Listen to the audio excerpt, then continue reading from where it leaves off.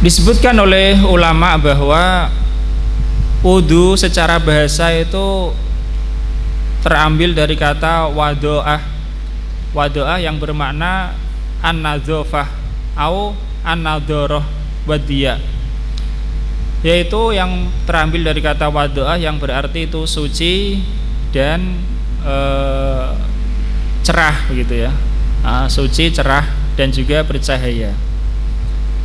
Karena wudu ini ya, dia membersihkan dari kegelapan-kegelapan dosa dan juga bisa menjadikan cahaya atau menyinari pada hari kiamat kelak ya. Sebagaimana hadis yang sahih banyak dari Rasulullah Shallallahu Alaihi Wasallam bahwa kalau orang itu berwudu, gugurlah kesalahan-kesalahannya bersama tetesan air wudunya. Begitu juga hadis bahwa Nabi Sallallahu Alaihi Wasallam bersabda, Inna ummati yud'auna yaumal qiyamah hurran muhajjalina min asaril wudu. Sesungguhnya umatku kelak akan dipanggil pada hari kiamat dalam keadaan mengkilat cerah bercahaya, yaitu wajah, tangan dan kakinya karena bekas wudu ya, karena pengaruh wudu. Jadi ada kaitannya makna lugawi dengan hikmah wudu, yaitu dia mencerahkan, membersihkan dari kegelapan dosa dan juga memberikan cahaya pada hari kiamat kelak. Adapun secara syar'i ya, wudu itu adalah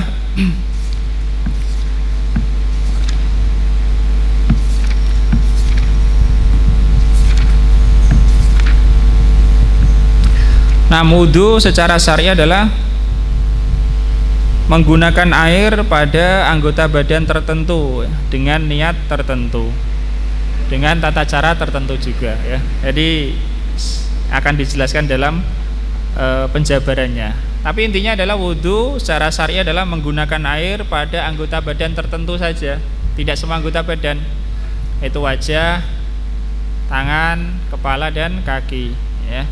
Dengan niat tertentu ya, niatnya tentu menghilangkan hadas atau niat melaksanakan kewajiban wudu dengan tata cara tertentu, yaitu urut ya, yaitu urut. Nah, itu wudu menggunakan air untuk anggota badan tertentu, tidak semua anggota badan, dengan niat ya tertentu dan dengan tata cara tertentu. Nah, pembahasan fikih wudu ini ada beberapa, kita sebutkan dulu, yaitu ada syaratnya, ada fardunya atau wajib-wajib wudu, ada sunnah-sunnahnya, ada pula makruh-makruhnya, ada pembatal ya. Ini insyaallah ini 5 hal ini ya, insyaallah pada kesempatan kali ini. Angin syarat wudu, kemudian hal-hal yang wajib dalam wudu, hal-hal yang sunnah, hal-hal yang makruh dan pembatal wudu. Jadi ada 5 ini. Insya Allah ketika kita wudhu seperti biasa sudah terlaksana itu ya, syarat dan wajibnya. Kalau sunnah mungkin sebagian ya, sebagian mungkin belum mungkin. Tetapi supaya lebih lebih ingat lagi ya dan tidak bimbang. 6 syarat-syarat wudhu. Kalau dirinci ya, syarat-syarat wudhu itu banyak ya. Syarat-syarat wudhu ada banyak. Ada 13 kalau wudunya itu normal, dan ada 15, ini ditambah 2 bagi orang tertentu. Saya akan kita sebutkan insyaallah. Yang pertama syarat wudu itu pertama orang Islam ya, orang Islam. Karena wudu itu ibadah, dan ibadah itu butuh niat. Dan orang kafir tidak merupakan orang yang pantas untuk ibadah sebelum dia masuk Islam. Jadi syarat pertama wudu Islam. Ya, meskipun Islam ini bukan syarat khusus untuk wudu, untuk ibadah-ibadah semua ya disyaratkan orang Islam. Yang kedua tamyiz. Tamyiz ya, syaratnya tamyiz. Apa itu tamyiz? Tamyiz itu mengerti ya, akalnya ini berfungsi, itu tamyiz. Jadi tamyiz ini bisa saja kalau secara umum kan anak itu disebut sudah tamyiz itu. Tetapi sebenarnya tamyiz itu ya bukan hanya pada anak juga. Pada orang yang tua pun bisa dikatakan tamyiz. Karena ada orang tua yang pikun ya, orang pikun berarti enggak tamyiz dia. Kalau orang pikun seperti ini udah gugur taklif ya, karena akalnya enggak ada, tidak bisa diberi beban. Tamyiz syaratnya wudu itu tamyiz. Artinya akalnya mengerti. Lah kalau anak kecil tamyiz itu yang bagaimana ya? Anak kecil sudah tamyiz itu kalau dia disebutkan oleh ulama sudah bisa mengerti pembicaraan kepadanya dan menjawab dengan baik, itu sudah dianggap tamyiz. Tapi itu bukan hanya sekali dua kali ya. Terkadang anak kecil pun sekali dua kali jawab ya bener, tapi kadang-kadang ya enggak.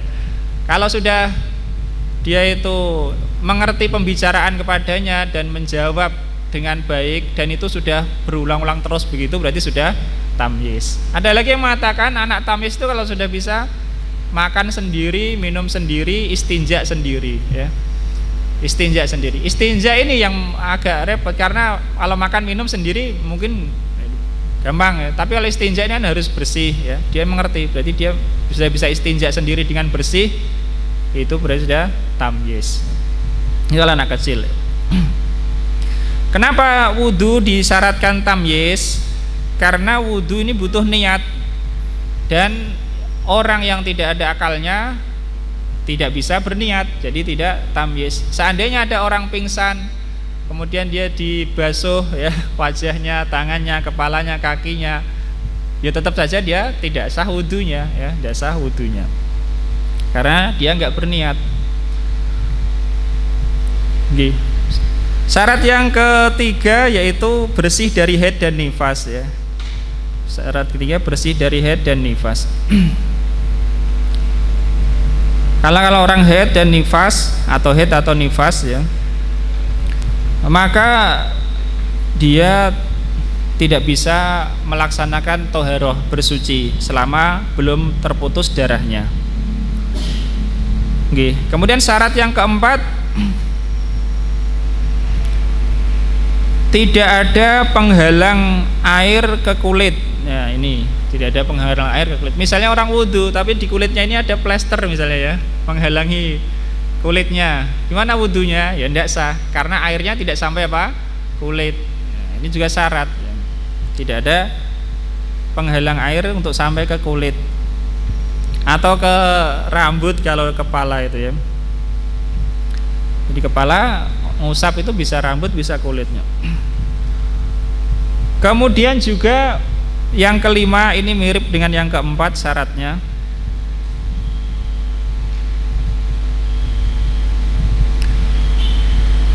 yaitu tidak ada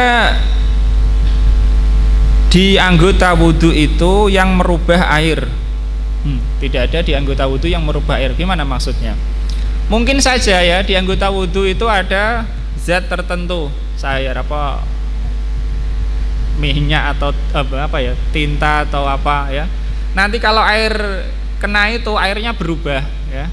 Nah kalau airnya berubah kan nggak bisa untuk wudhu karena air sudah mutagoyir, airnya sudah berubah ya.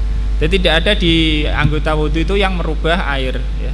Kalau air kena itu berubah ya sudah harus diulangi lagi, artinya dibasuh lagi baru sah ya.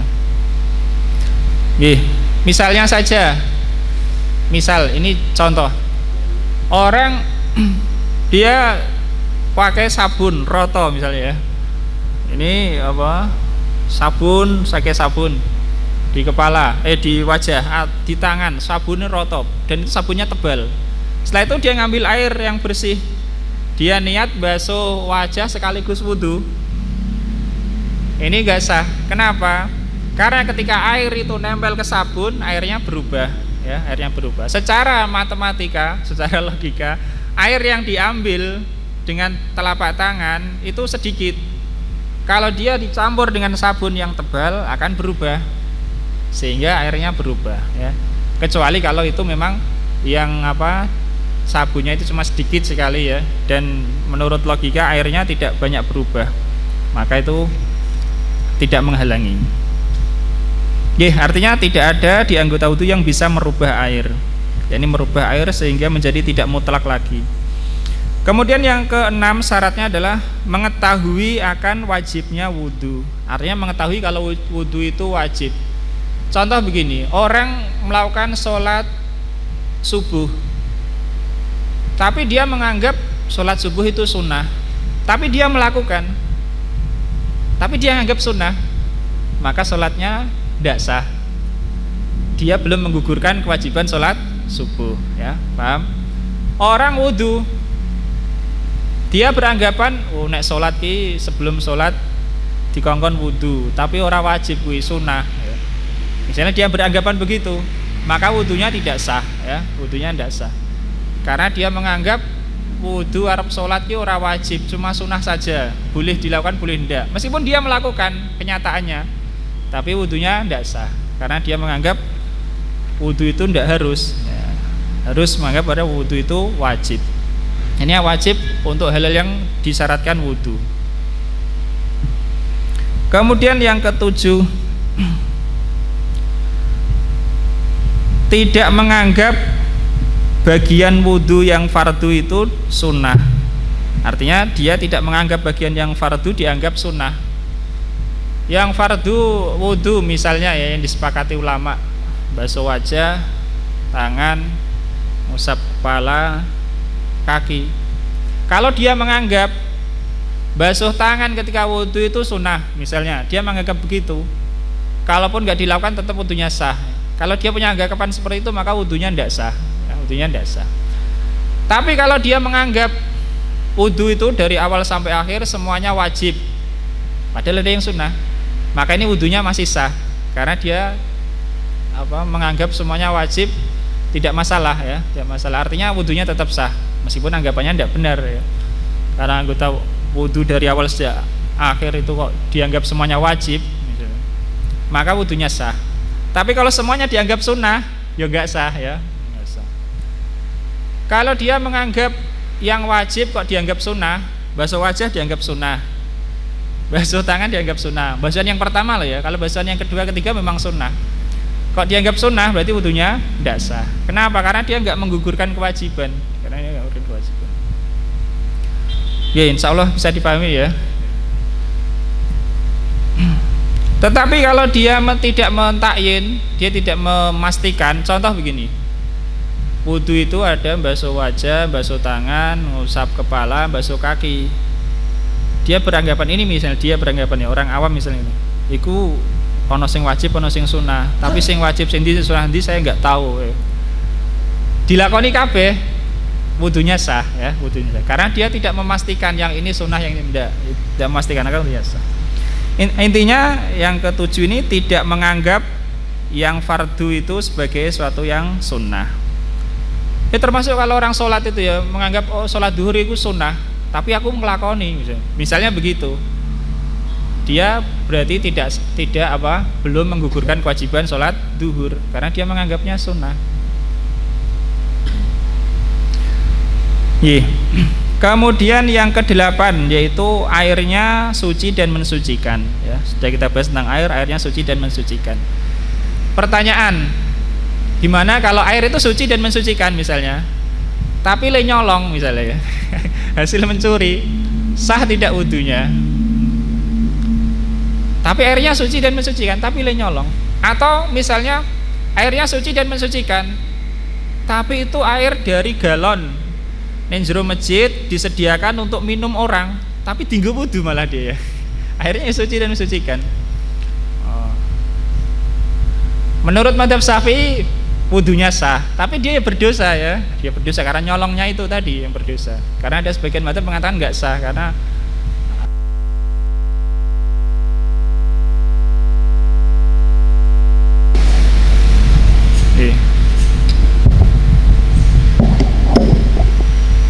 tes. Seperti orang sholat di tanah sengketa misalnya, ya, tanah sengketa. Artinya tanahnya itu nggak jelas, tanah hasil kedoliman misalnya. Ya sholatnya sih sah-sah, cuma sebagian ulama mengatakan pahalanya berkurang gitu. Jadi syarat yang ke-8 airnya suci dan mensucikan ya. Kalau itu air hasil gosok ya, mengambil tanpa hak, atau air itu sebenarnya disediakan untuk minum kok dia gunakan untuk wudu ya. Airnya suci dan mensucikan, wudunya sah tapi dia berdosa ya, berdosa. Kemudian yang ke-9 ya, syaratnya wudu yaitu menghilangkan najis yang tampak pada anggota wudu dulu ya. Menghilangkan najis yang tampak pada anggota wudu. Kalau ada najisnya dihilangkan dulu, baru nanti air yang mengalir setelahnya yang itu bisa dianggap sebagai air untuk membersihkan dari hadas atau untuk wudu. 6.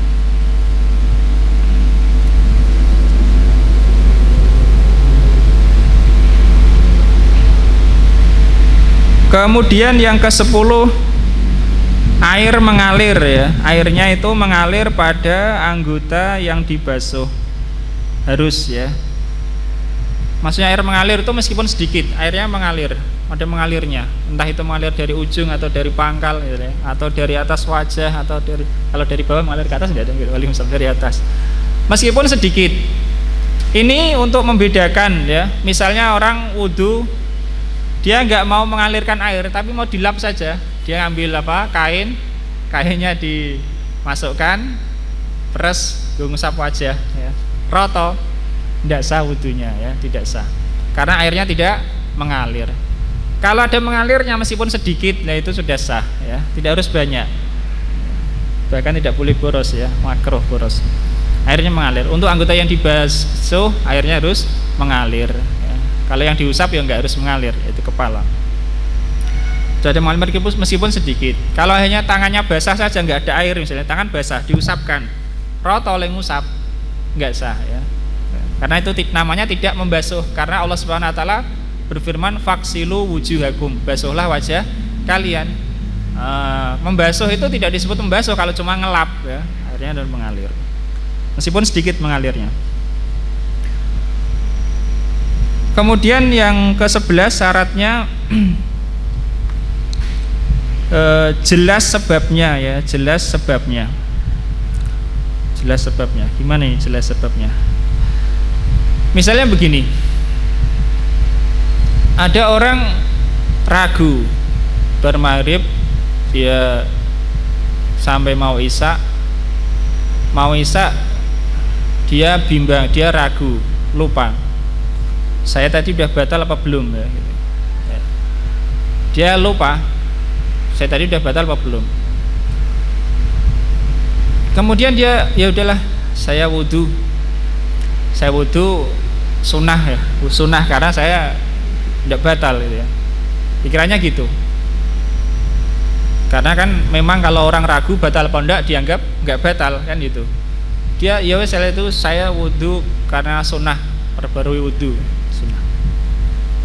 Setelah selesai wudu, dia ingat wudu ternyata saya tadi sudah batal ya.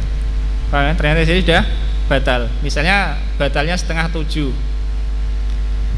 Dia wudunya 10 menit setelah itu ya. Jadi wudunya setelah batal. Tapi ketika wudu ini niatnya dia sunnah, wudu sunnah. Karena tadi lupa kalau dia batal. Niat wudunya sunnah. Karena lupa kalau tadi udah batal. Ragu kan batal apa enggak, ya dianggap enggak batal ya. Tapi setelah wudu dia baru ingat, oh ternyata betul-betul saya tadi sudah batal. Nah wudu yang dilakukan dengan niat sunnah ini enggak sah, artinya belum menghilangkan hadas ya, belum menghilangkan hadas. Bagaimana kalau enggak ingat sampai seterusnya? Ya sudah, wudunya sah ya, karena enggak ingat. Masalahnya ini kalau ingat ya, kalau ingat. Paham ini? Agak mikir meskipun fikih ya, agak mikir sedikit itu ya. Jadi kalau dia wudu niatnya memperbarui wudu sunnah ya, setelah itu baru dia ingat ternyata oh iya ternyata tadi sudah batal, padahal saya niat wudu bukan untuk menghilangkan hadas, niatnya hanya melaksanakan sunnah saja ya. Maka wudunya harus diulangi karena hadasnya belum terangkat. Kemudian yang ke-12,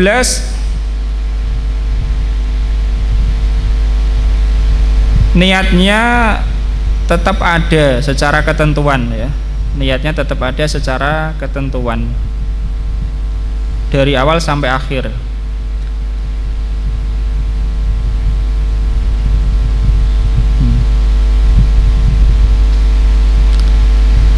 Misalnya di pertengahan wudhu orang lupa, di awal wudhu kan dia udah niat, pertengahan wudhu lupa, nggak ingat, wis orang ingat niate sampai akhir. Bagaimana ini? Ini dianggap niatnya masih ada, ya, dianggap niatnya masih ada. Tetapi kalau di tengah wudhu, ya, di tengah wudhu dia wudhu, pertama niat wudhu, kemudian basuh wajah. Udah itu setelah basuh wajah dia nggak jadi saya wudhu, saya ini wes basuh wajah untuk membersihkan saja, bukan untuk wudhu. Nah ini namanya niatnya sudah terputus ya, niatnya sudah terputus. Atau dia wudhu, di tengah-tengah wudhu dia murtad misalnya, tengah-tengah wudhu murtad, ya udah niatnya udah hilang, niatnya terputus. Kalau masuk Islam lagi, lanjutkan wudhu, nggak bisa ya, nggak bisa, harus mulai dari awal ya, harus mulai dari awal. Bisa saja orang misalnya orang murtad sebentar lalu masuk Islam lagi. Nah, itu maksudnya niatnya tidak terputus. Tapi kalau niatnya itu hilang dari ingatan tidak masalah ya, tidak masalah. Tapi disunahkan selama wudhu itu eling kalau dia wudhu.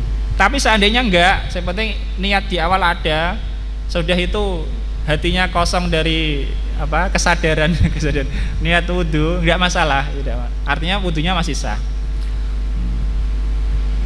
Kemudian yang ke-13 syarat wudhu adalah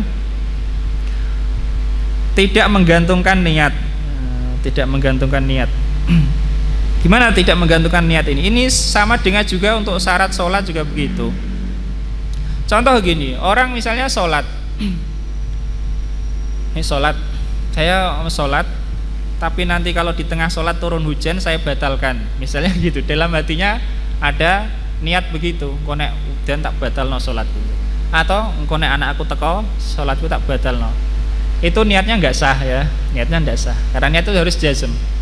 Seperti orang niat, misalnya ini, naudzubillah ya, orang niat saya masuk Islam, tapi nanti 10 tahun lagi saya mau keluar misalnya, itu masuk Islamnya nggak sah ya, sudah murtad sejak itu ya. Atau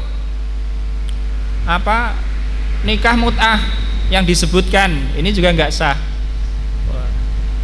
Nikah disebutkan dalam akadnya selama 10 tahun misalnya, ini nggak sah ya, karena ini menggantungkan dengan waktu atau dengan keadaan. Waalaikumsalam warahmatullahi wabarakatuh, Pak. Nah niat sholat juga begitu, nggak boleh orang niat sholat, aku sholat nggak udan tak batal no sholatku, nggak sah sholatnya, niatnya nggak sah. Wudhu juga gitu, saya wudhu, kalau ada misalnya temanku datang kok nggak jadi, nggak boleh ya, meskipun wudhu itu kan waktunya pendek, tidak seperti sholat ya, tapi tetap itu berlaku. Itu namanya menggantungkan niat. Menggantungkan niat tidak boleh syaratnya. Nah itu untuk orang yang normal. Orang yang normal wudhu syaratnya itu 13. Insya Allah semua sudah terpenuhi, meskipun terkadang tidak terpikirkan oleh kita ya syarat-syarat itu, tapi yang alhamdulillah ini hanya untuk penjelas saja. Nah kemudian ada orang yang hadasnya itu terus menerus. Gimana ini? Orang hadasnya terus menerus itu seperti wanita yang mengalami istihadah, penyakit yaitu keluar darah terus, atau laki-laki juga mungkin, yaitu keluar kencing terus menerus, tidak bisa ditahan, namanya saja penyakit, keluar kencing terus menerus. Nah, maka disyaratkan ketika dia wudhu, pertama sudah masuk waktu sholat ya. Ketika masuk waktu sholat, dia mengganti pakaiannya yang terkena najis dengan yang bersih, paham ya? Mengganti yang terkena najis dengan yang bersih. Tapi syaratnya sudah masuk waktu sholat kalau dia wudhu untuk sholat ya. Sudah itu langsung wudhu, ya maksudnya langsung itu bukan disuruh cepet-cepet enggak ya, ya wajar lah ya. Langsung wudhu. Ketika wudhu pun harus langsung itu maksudnya apa? wajah, setelah wajah belum sampai mengering tangan ya. Tidak berhenti lama di tengah, itu syaratkan langsung. Setelah itu, setelah wudhu dia langsung sholat, sampai selesai ya. Tidak mengapa dia setelah wudhu sebelum sholat nunggu jamaah misalnya ya, untuk kepentingan sholat. Kalau bukan untuk kepentingan sholat dia harus mengulangi lagi. Artinya setelah wudhu dia sholat, atau hal-hal untuk kepentingan sholat seperti menunggu jamaah. Sudah itu tidak diperhatikan sejak perbuatan awal sampai akhir, yang keluar darah atau keluar air kencing itu sudah tidak dipedulikan, sudah tidak dianggap gitu ya. Karena semaksimal yang bisa dilakukan yaitu ya, semaksimal yang bisa dilakukan yaitu, mau gimana lagi ya. Dan itu sah, tidak perlu mengulang kalau sudah sembuh sholatnya.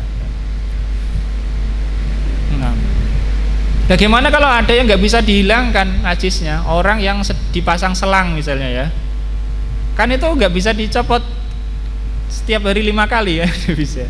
Ya udah dimaafkan karena nggak bisa dicopot juga ya.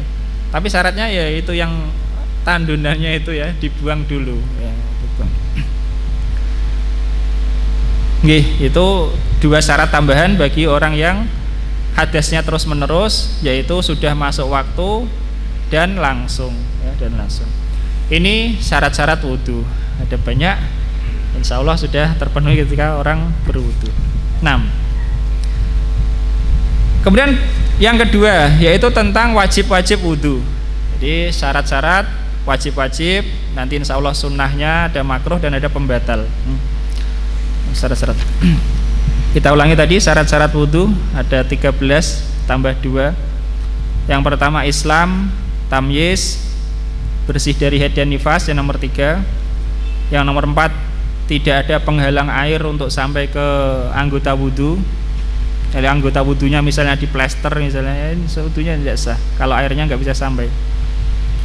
Nah makanya kalau orang pakai cincin, cincinnya itu airnya nggak bisa masuk kecuali cincinnya harus digerakkan ya. Pakai cincin atau gelang yang menghalangi air. Misalnya ada ya, kalau banyak kan ulama memberikan contoh cincin, karena memang cincin itu biasanya lebih sesek ya. Kalau cincinnya itu air itu tidak masuk ke dalam kecuali harus digerakkan, cincinnya harus digerakkan ya.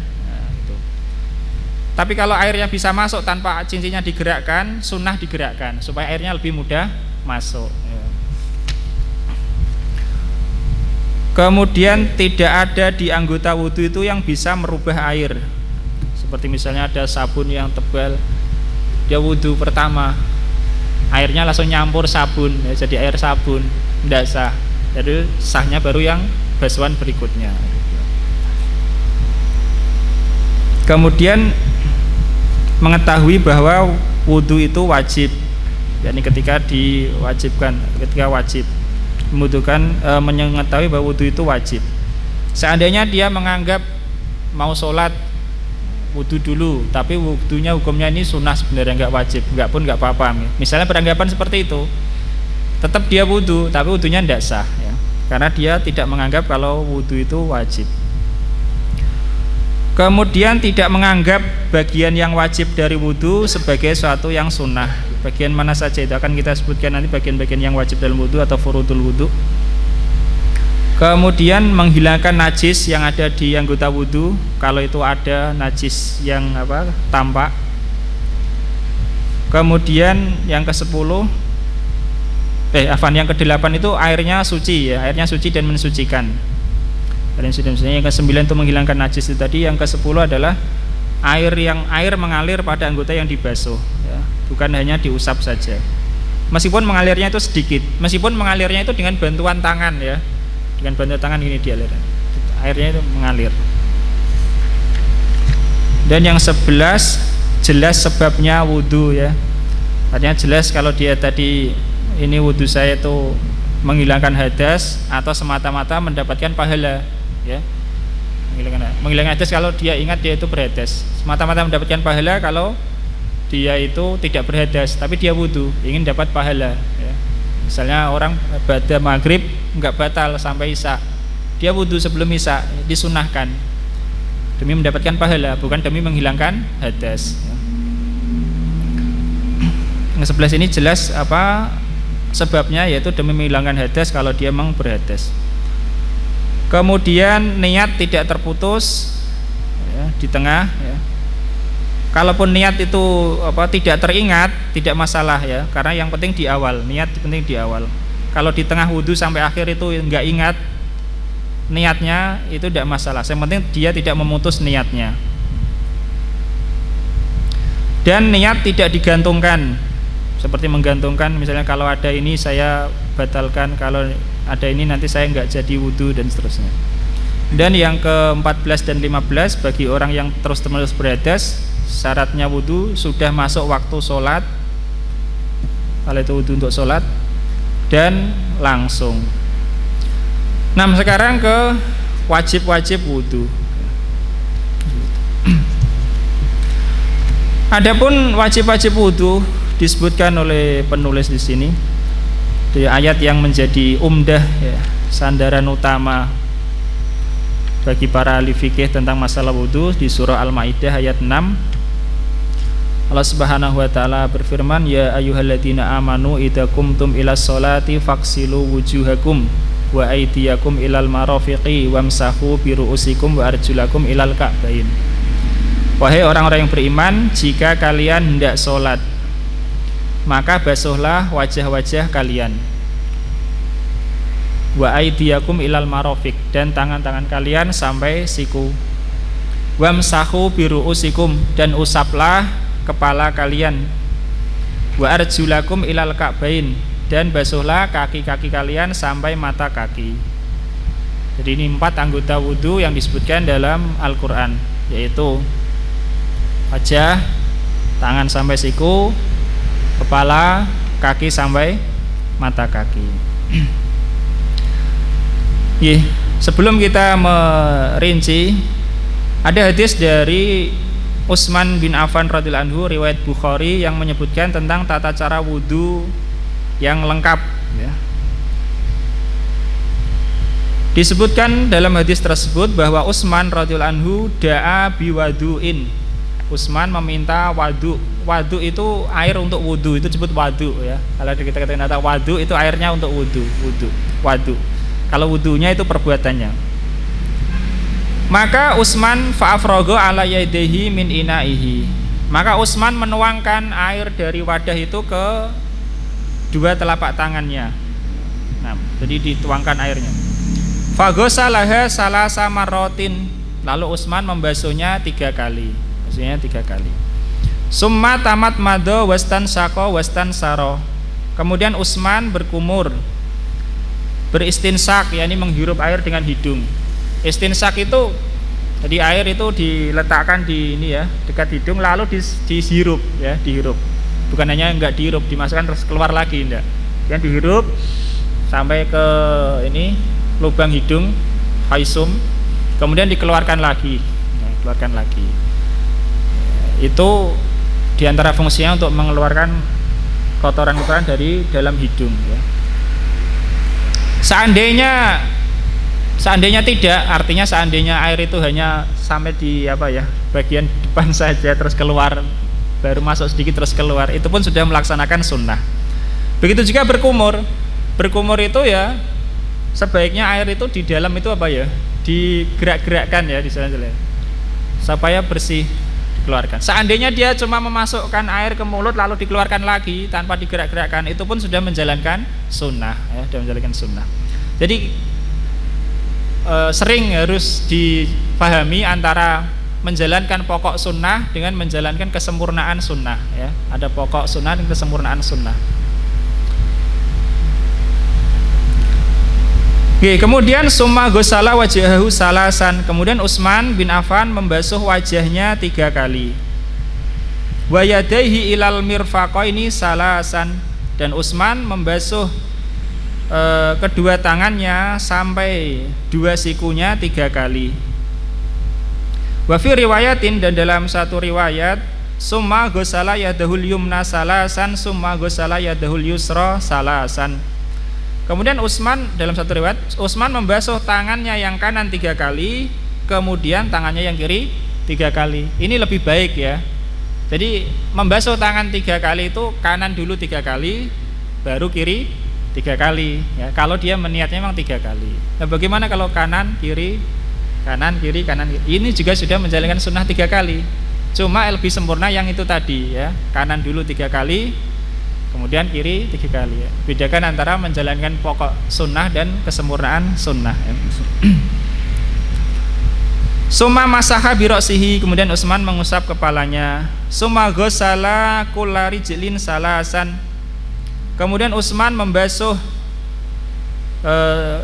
semua kakinya, ini kanan dan kiri 3 kali. Wa fi riwayatin, dalam satu riwayat, summa ghasala rijlahul yumna salasan, summa ghasala rijlahul yusra salasan. Dalam satu riwayat yakni kemudian Utsman membasuh kakinya yang kanan 3 kali, kemudian baru kaki kiri 3 kali ya. Ini yang lebih baik. Kanan dulu 3, baru kiri 3. Sumaqala, kemudian Utsman mengatakan, Ra'aitu Nabiyya sallallahu alaihi wasallam yatawaddau nahwa wudu'i hada. Aku pernah melihat Nabi sallallahu alaihi wasallam berwudu seperti wuduku ini ya. Alhamdulillah kita sudah mendengar itu bagaimana tadi Utsman berwudu, dan seperti itulah wudu Nabi sallallahu alaihi wasallam. Wa qala, dan Nabi bersabda, man tawaddo'a nahwa wudu'i hada, barang siapa yang sudah berwudu seperti wuduku ini, summa sholla raka'ataini, kemudian dia sholat 2 rakaat, la yuhaddisu fihima nafsuhu, yang 2 rakaat itu dia konsentrasi ya. Jadi tidak mikir ke yang lain ya. Sholat tapi pikirannya konsentrasi ya. Atau kalaupun nggak bisa konsentrasi penuh dari awal sampai akhir ya kebanyakannya lah ya, kebanyakannya. Artinya kalau pas sholat itu delalah kok eling gaweane ya, atau eling panganane, langsung kembali ke konsentrasi ke sholatnya ya. Nabi Shallallahu Alaihi Wasallam saja pernah ketika sholat apa ya, konsentrasi terganggu. Tapi Nabi konsentrasi terganggu itu cepat kembali ya, cepat kembali. Tidak langsung di apa, turuti kemana-mana pikirannya ya. Ya artinya konsentrasi pada kebanyakan atau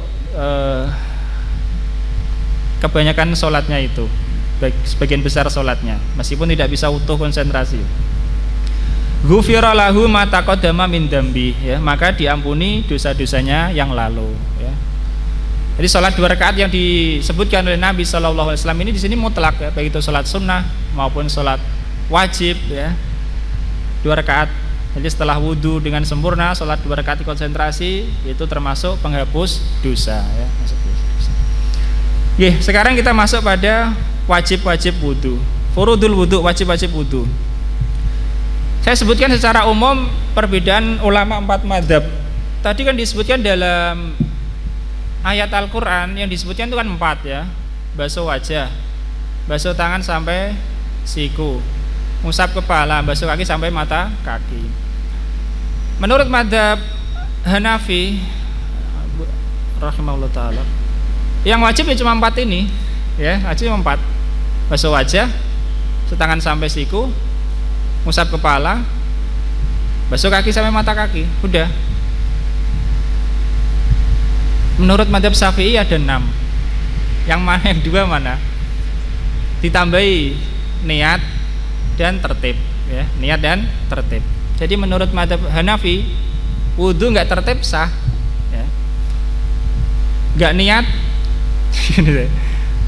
susah bayangkan orang itu berbuat nggak niat ya, susah. Tapi ala kulli hal intinya begitu, tidak mau maksud menyebutkan niat sebagai wajib wudu. Tapi menurut mazhab Syafi'i ditambah 2, yaitu niat dan tertib. Jadi menurut mazhab Syafi'i wajib wudu ada 6, akan kita bahas nanti insyaallah secara rinci, agak rinci, yaitu niat, basuh wajah, basuh tangan sampai siku, kemudian mengusap kepala, basuh kaki sampai mata kaki, dan tertib. Itu 6. Menurut mazhab Maliki, menurut mazhab Maliki 6 juga ya. Tetapi berbeda dengan mazhab Syafi'i.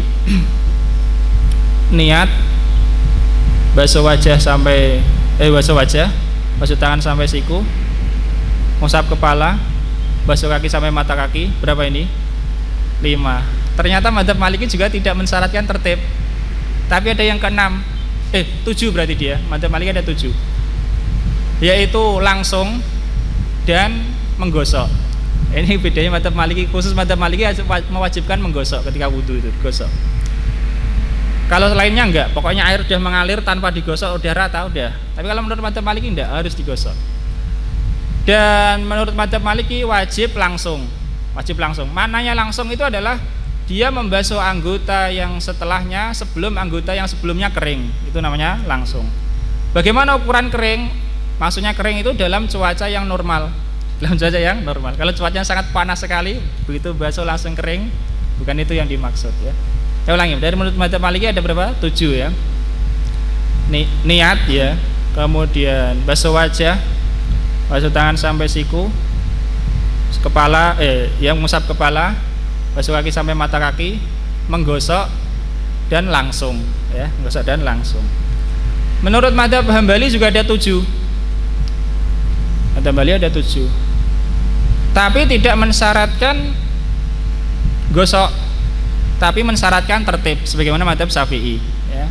Jadi menurut madzhab Hambali niat, kemudian basuh wajah, kemudian basuh tangan sampai siku, usap kepala, kemudian apa?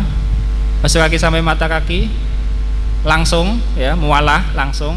Langsung itu paham ya tadi, sebelum kering anggota yang dibasuh harus basuh yang setelahnya.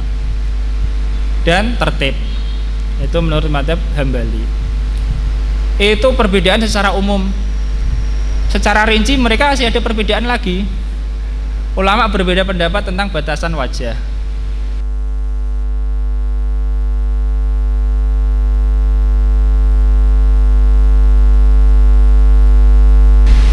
Tes. Ulama berbeda pendapat tentang batasan wajah. Ulama berbeda pendapat tentang mata kaki dan siku. Ulama berbeda pendapat tentang berkumur dan menghirup air. Ulama berbeda pendapat tentang membasuh kepala, apakah harus semua atau sebagiannya ya. Insyaallah yang kita akan sebutkan secara rinci dari madzhab Syafi'i rahimahullah taala. Dengan menunjuk atau menyebutkan pendapat lain sebisanya nanti. Yang pertama adalah niat. Jadi ada 6 dalam madzhab Syafi'i, wajib-wajib wudu, niat, basuh wajah, basuh kedua tangan sampai siku, mengusap sebagian kepala, basuh kaki sampai mata kaki, dan tertib.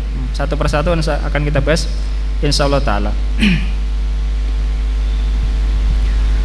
Dalil yang dipakai diantaranya adalah sabda Nabi Shallallahu Alaihi Wasallam, innamal a'malu binniyat wa innamal likulli imri'in ma nawa ya.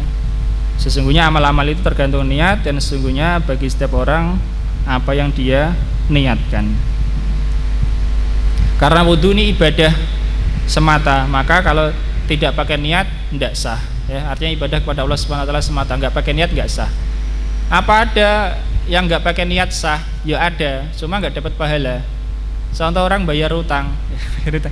Hukumnya wajib kan? Wajib. Kalau dia niati karena Allah bayar utang gitu, udah dia sah, utangnya lunas dan dia dapat pahala.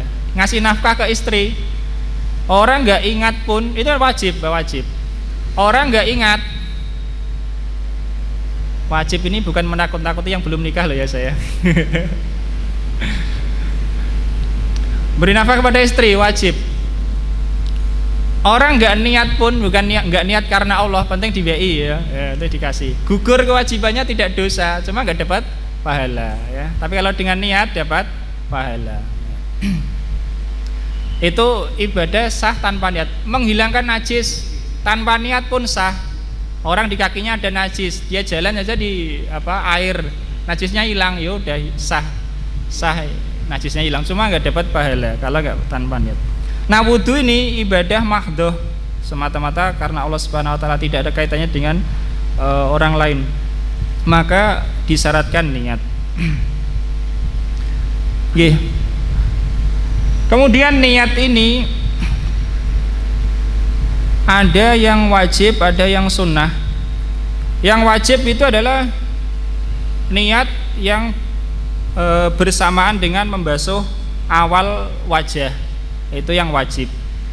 Adapun yang sunnah yaitu ketika awal wudu. Apa awal wudu? Misalnya orang awal wudu dia membasuh telapak tangan, maka ketika membasuh telapak tangan ini dia niati itu melakukan sunnah wudu, ya, niati melakukan sunnah wudu. Jadi dia ketika membasuh telapak tangan ini berarti melakukan sunnah wudu, ya, sunnah wudu. Kalau tidak diniatkan nggak dapat pahala karena dia cuma membasuh saja, nggak diniati kalau itu sunnah wudu atau dia tidak menganggap itu sunnah wudu. Tapi niat yang wajib ketika awal membasuh wajah, ini dalam hatinya harus ada dalam hatinya ketika membasuh wajah bahwa dia itu berwudu. Nah, itu niatnya. Tapi ini terkadang agak susah juga ngepas itu ya, ngepas membasuh awal wajah harus disertai bareng dengan niat di hati. Kalau susah ya wis niat sebelumnya enggak apa-apa ya. Sebelum basuh wajah sudah niat. Diusahakan niatnya itu tetap ingat sampai basuh wajah. Nah, itu lebih baik ya. Tetap ingat sampai dia basuh wajah. Seandainya lupa ya wis lah ikut ulama yang membolehkan niat di awal. Artinya karena menurut mazhab Syafi'i itu niat itu adalah qasdu syai' makrunan bi fi'lihi, yaitu memaksudkan sesuatu yang disertai dengan perbuatan itu baru disebut niat dalam mazhab Syafi'i. Misalnya orang ini, saya niat mau menghafalkan Al-Quran, wis mulai durung ya. Itu bukan niat namanya. Menurut mazhab bukan niat, karena itu baru azam, baru tekad, baru keinginan. Niat itu kalau sudah dimulai ini baru dianggap niat. Dalam mazhab memang seperti itu. Jadi memang agak susah. Sehingga ya niat sebelum wudu tidak masalah lah ya, karena di sana ulama lain banyak yang membolehkan. Kemudian niat wudu ini bisa saja orang niat wudu, saya niat wudu, atau dia niat menghilangkan hadas, boleh, tidak apa-apa. Niat menghilangkan hadas, niat menghilangkan hadas, bukan boleh dia menganggap itu niat wudu atau niat menghilangkan hadas, ya keinginannya. Atau niat supaya boleh sholat, tidak masalah ya, supaya boleh sholat ya. Atau bersuci dari hadas ya, bersuci dari hadas kecil boleh ya. Jadi tidak harus itu niat fardu wudu, tidak mesti ya. Pokoknya niat supaya, maksudnya wudu itu supaya boleh sholat, boleh, sudah sah niatnya. Nah, kemudian yang disyaratkan yang meniat ini harus orang Islam ya, sebagian Allah, karena niat tidak sah kecuali dari orang Muslim. Tetapi di sana ada satu keadaan yang mungkin wudu tanpa niat. Mereka menyebutkan yaitu anak yang belum tamyiz yang ikut manasik orang tuanya atau siapalah ya. Kan kalau ini ya, tawaf itu menurut kebanyakan ulama kan disyaratkan suci ya. Padahal mereka mengatakan syarat untuk sahnya haji itu atau umroh itu penting Islam. Anak kecil misalnya 2-3 tahun diajak sama ayahnya misalnya ikut haji atau ikut umroh, dia ketika tawaf harus diwudui dulu. Padahal dia anak 2-3 tahun tidak bisa niat karena dia belum tamyiz. Nah ini bisa sah, hanya satu keadaan itu setahu kita. Tetapi kalau orang tuanya tidak bermaksud dia itu ikut manasik ya tidak masalah ya. Tapi kalau bagaimana orang tuanya memaksudkan anak ini saya sertakan ikut manasik umroh atau ikut manasik haji, ya ketika tawaf ya harus diwudui, paham ya, harus dibasuh anggota wudunya. Meskipun dia nggak berniat, wong anak masih kecil belum tamyiz, nggak bisa niat. Kalau anak udah tamyiz ya dia niat sendiri wudunya. Nah,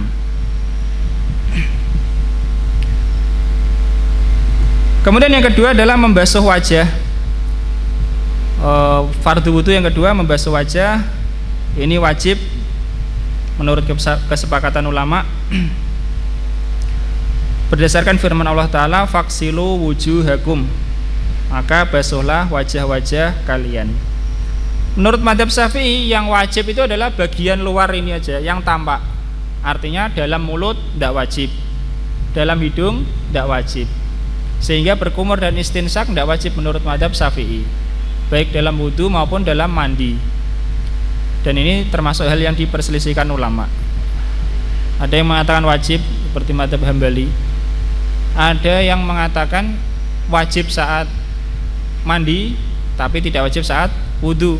Ada pula yang mengatakan yang wajib itu istinsak, berkumur tidak wajib. Ala kulli hal menurut mazhab Syafi'i adalah yang dohir, yang nampak, kecuali bola mata. Bola mata nggak wajib dibasuh meskipun nampak, dan juga nggak disunahkan ya, karena nggak ada dasarnya basuh bola mata. Tahu ya bola mata ya, dalamnya itu meskipun itu nampak di wajah tapi itu nggak wajib dibasuh, kan basuh bola mata ya. Oke, basuh wajah. Lalu batasan wajah itu mana? Batasan wajah itu dari tempat tumbuhnya rambut secara normal, orang normal tempat tumbuhnya rambut sampai dagu. Sampai dagu itu panjangnya. Lebarnya dari telinga ke telinga, yakni persis depan telinga ke depan telinga. Jadi termasuk yang di samping ini, di samping apa ini? Ini juga termasuk bagian wajah. Menurut mazhab Syafi'i begitu. Tapi ada ulama yang mengatakan ini tidak termasuk, yang apa? Dekat telinga persis tidak termasuk. Tapi menurut mazhab Syafi'i seperti itu. Dari tempat tumbuhnya rambut secara normal sampai dagu, ya. Kemudian dari depan telinga persis atau nempel telinga sampai telinga sebelahnya. Dan ulama berbeda pendapat tentang jenggot yang lebih dari dagu, ya. Saya jenggotnya yang turun ke bawah ini kan lebih dari dagu. Kalau orang nggak punya jenggot, wajahnya sudah selesai sampai dagu. Bagaimana kalau dia punya jenggot dan jenggotnya ke bawah? Menurut mazhab Syafi'i termasuk wajib. Yakni yang bagian luar saja, bagian dalam enggak, itu disunahkan. Bagian luar, ini yang wajib. Ini diperselisihkan ulama. Ada yang mengatakan enggak wajib kalau sudah di luar batasan wajah. Tapi menurut mazhab Syafi'i wajib. Yang apa? Yang turun ke bawah ini depannya saja wajib. Kemudian di wajah itu ada banyak rambut, ya. Ada alis, ada kumis, ada anfakoh. Ya, anfakoh istilahnya apa nih bahasa Indonesia ya? Anfakoh ini namanya. Di bawah apa? Bawah bibir. Ada mungkin rambut di pipi. Bahkan ada orang itu yang di dahinya itu tumbuh rambut, ya, rambut. Nah, menurut mazhab ini wajib ketika wudhu, wajib air itu masuk ke dalam, kecuali jenggot yang tebal. Kecuali jenggot yang tebal dan samping jenggot yang tebal, enggak wajib masuk ke dalam, tapi luarnya saja. Tapi kalau alis, kumis, ya, anfakoh ini airnya wajib masuk ke dalam. Kenapa? Mereka mengatakan karena kalau jenggot tebal itu wajar, ya, lumrah. Kalau selain jenggot itu tebal itu jarang. Dan al-ibrah bil ghalib, ya, yang menjadi acuan itu adalah yang umum, ya, jadi yang umum. Termasuk seandainya ada wanita yang jenggotnya tebal, punya jenggot tebal. Ulama itu ya begitu ya Mas ya. Sing kemungkinannya kecil-kecil itu ya disebutkan juga. Seandainya ada wanita berjenggot, jenggotnya tebal, wajib basuh sampai ke dalam-dalam juga. Kenapa? Karena jenggot pada wanita itu perkara yang jarang sekali. Dan diperintahkan untuk menghilangkannya, ya.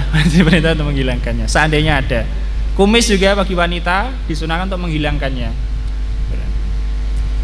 Kalau bagi wanita. Itu tentang membasuh wajah. Kemudian disunahkan membasuh wajah mulai dari atas, bagian atas, airnya mudah turun ke bawah. Atau alasannya karena atas ini anggota sujud, jadi lebih mulia. Kemudian dimakruhkan menamparkan air dengan keras ke wajah, ya, biur-biur keras saja, dimakruhkan, pelan saja. Dan wajib itu tadi membasuh semua wajah. Bahkan mereka mengatakan, ya, kan orang itu ini air, ya.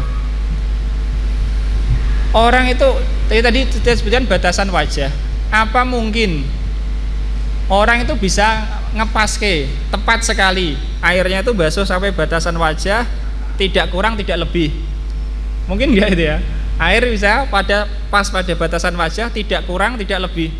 Tidak lebih ke luar dan tidak kurang ke dalam. Ini sangat susah. Sehingga mereka mengatakan termasuk juga diperintahkan yaitu memastikan bahwa semua anggota wajah yakni semua itu terbasuh. Sehingga melebihkan sedikit ya. Contoh kalau atas itu kan sini, ya dilebihkan sedikit lah, dilebihkan sedikit. Mereka mengatakan karena satu kaidah yang ma'ruf malayatimul wajibu illa bihi fahuwa wajib. Yang tidak terlaksana suatu kewajiban kecuali dengannya maka itu pun wajib. Orang basuh wajah nggak bisa ngepas ke garis yang kita sebutkan tadi batasan wajah. Ya diluwei lah ya, dilebihi. Termasuk itu juga kalau melebihkan sunnah karena itu melebihkan cahaya.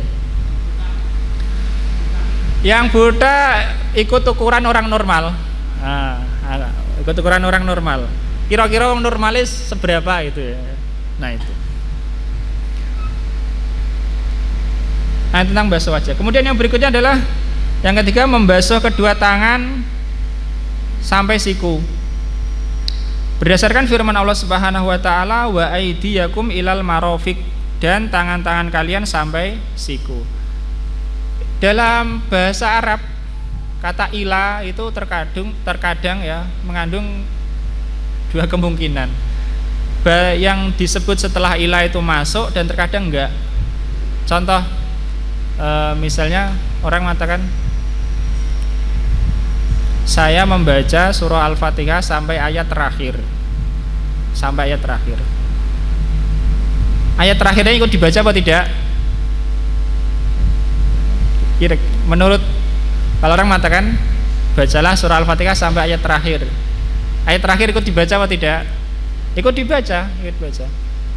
Tapi misalnya firman Allah Subhanahu wa taala summa atimus siyama ilal lail. Kemudian sempurnakanlah puasa itu sampai malam. Malam puasa apa enggak?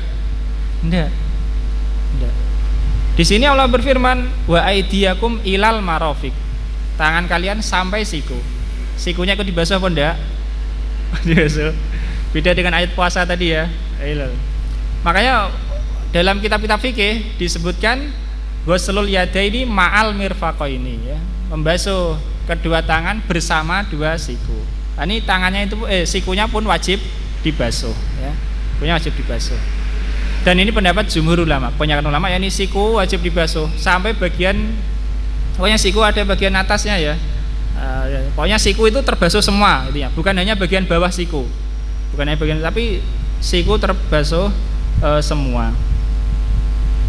6.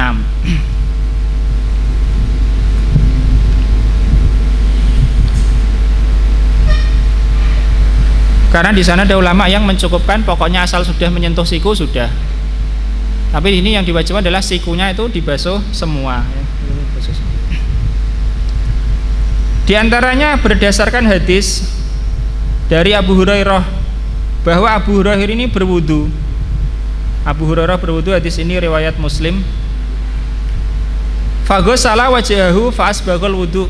Abu Hurairah itu berwudu, beliau membasuh wajah dengan lengkap. Summa ghasala yadahul yumna hatta asra'a fil adud. Kemudian dia membasuh tangan kanan sampai yang dibasuh itu sampai lengan atas. Ini Abu Hurairah. Seperti itu.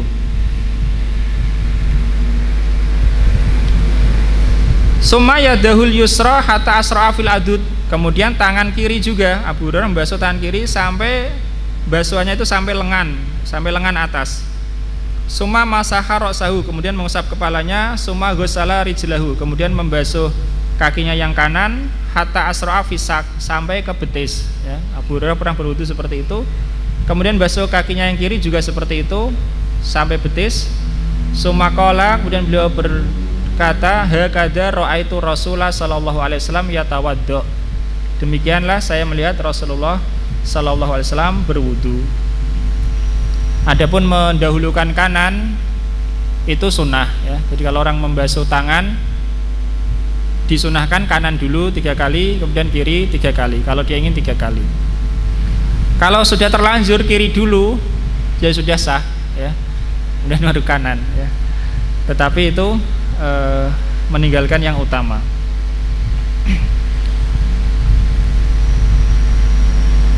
Dan wajib juga membasuh bulu yang ada di tangan ya. Airnya itu rata, yaitu rambut yang ada di tangan dan kulit, termasuk kuku-kuku ini juga wajib dibasuh. Dan kalau ada yang menghalangi air sampai ke anggota wudunya yang wajib dibasuh, maka wudunya tidak sah karena terhalangi ya. Bagaimana kalau kotoran di kuku? Kotoran di kuku yang menghalangi air. Kalau kotoran nggak menghalangi air, tidak masalah ya, kan menghalangi air. Menurut yang muktamad dalam madzhab ya wudunya nggak sah kalau ada kotoran di kuku. Tapi sebagian ulama madzhab seperti Imam Ghazali memfatwakan kalau itu kotoran ya, bagi orang yang biasa kerjanya memang begitu ya sah ya.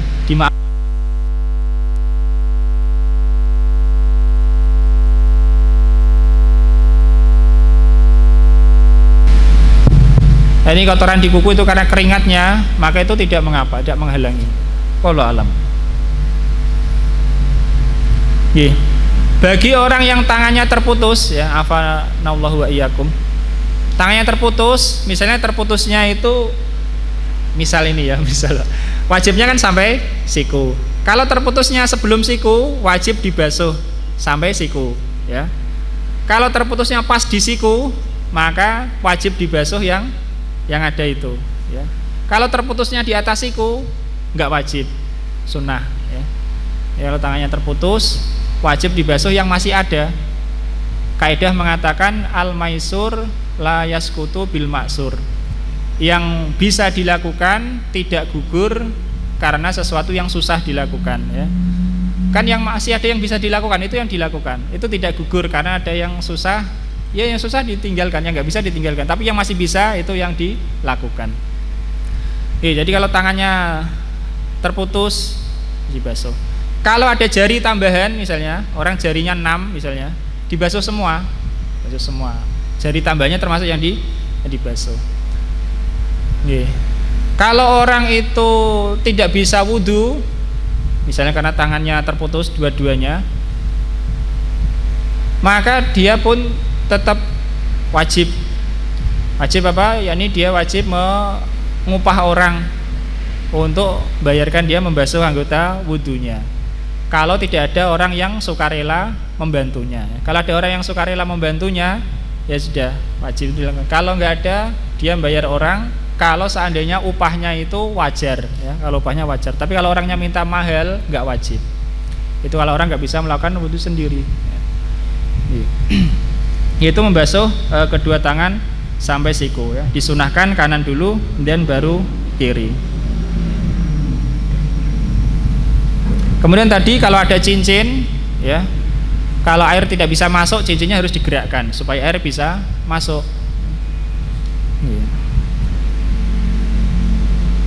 Yang keempat, yang pertama tadi niat, yang kedua membasuh wajah, yang ketiga membasuh kedua tangan sampai siku, yang keempat mengusap sebagian kepala. Menurut mazhab Syafi'i, dan ini mazhab yang paling ringan dalam hal ini, mengusap kepala itu cukup sebagian, meskipun hanya sedikit sekali ya, meskipun hanya apa? Sedikit sekali. Meskipun orang ngusapnya ya sebagian seret gitu ya, sudah sah menurut mazhab Syafi'i, sudah sah. Dalilnya apa? Mereka mengatakan, diriwayatkan dari Al-Mughirah bin Syu'bah radhiyallahu anhu, beliau mengatakan Rasulullah sallallahu alaihi wasallam tawaddu'a wa masaha binasiyatihi wa alal imamah. Rasulullah sallallahu alaihi wasallam pernah berwudu dan beliau mengusap nasiyah, bagian kepala yang depan, dan beliau mengusap di atas imamah ya. Jadi pakai imamah beliau mengusap. Hadis ini sahih riwayat Muslim ya. Mengusap bagian depan kepala, selebihnya diusap di atas imamah. Anggaplah ini imamah misalnya ya. Mengusap gini, kemudian mengusap imamah. Itu Rasul sallallahu alaihi wasallam. Sehingga ulama Syafi'iyah mengatakan, seandainya mengusap seluruh kepala itu wajib, maka Nabi akan membuka imamahnya. Karena membuka imamah bukan sesuatu yang susah. Sebaliknya menurut mazhab Maliki dan Hambali, wajib mengusap semua. Mereka juga berdalil dengan hadis ini, sama dalil hadisnya, tapi hasilnya beda. Mereka mengatakan seandainya yang wajib itu sebagian, Nabi tidak perlu mengusap di atas imamah karena sudah cukup sebagian. Paham ya? Dua pendapat berbeda, dalilnya sama. Dalilnya sama tapi hasilnya lain. Itulah fikih ya, seperti itu. Berapa banyak pendapat itu berbeda, dalilnya ya itu sama. Misalnya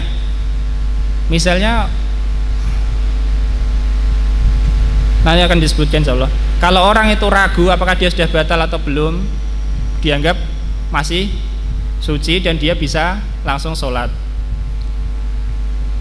Menurut ulama Maliki, enggak, harus wudu, harus bersuci, Ulama yang mengatakan tidak harus wudu dulu bisa langsung sholat berdalil al yakinu la yazulu bisyak, kaidah ma'ruf, itu kaidah yang disepakati ulama, kaidah fikih. Yakin itu tidak hilang karena keraguan. Dia yakin sudah bersuci tadi dan dia ragu apakah sudah batal atau belum, berarti yang tetap apa? Yang yakin suci. Berarti yang ragu ini batal enggak dianggap. Al yakin la yazulu bisyak, yakin tidak hilang karena keraguan. Ulama Malikiyah mengatakan harus wudu sebelum sholat. Dalilnya adalah kaidah ini juga, al yakinu la yazulu bisyak, yakin itu tidak hilang dengan keraguan. Bagaimana penjelasannya? Kamu harus melaksanakan sholat ya, sholat itu harus yakin, harus dilaksanakan. Nah kamu itu ragu wudumu itu sudah batal apa belum? Yang yakin ini melaksanakan sholat tidak akan hilang, gugur karena kamu itu ragu itu wudumu masih atau enggak. Paham?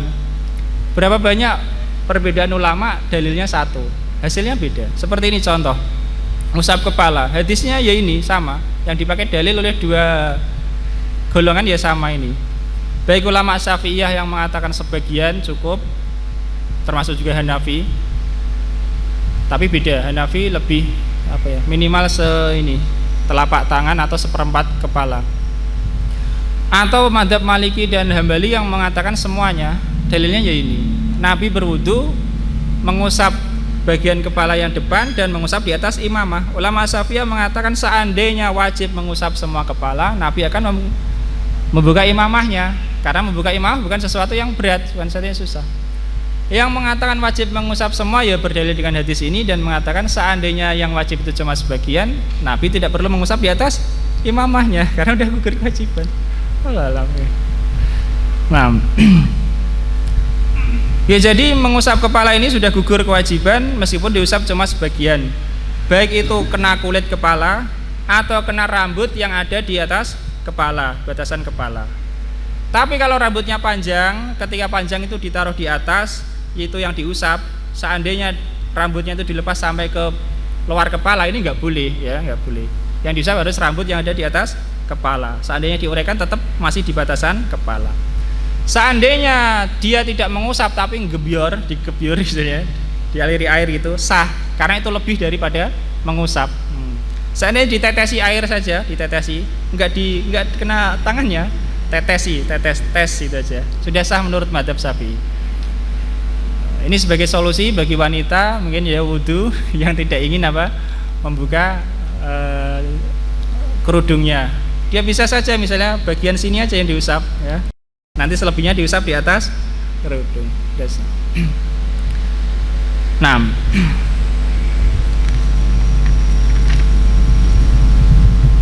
kemudian yang kelima, membasuh kedua kaki sampai mata kaki.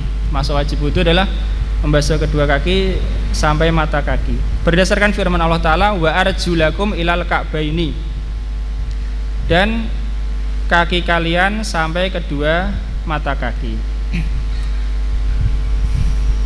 Dan ini pendapat ulama ahlu sunnah.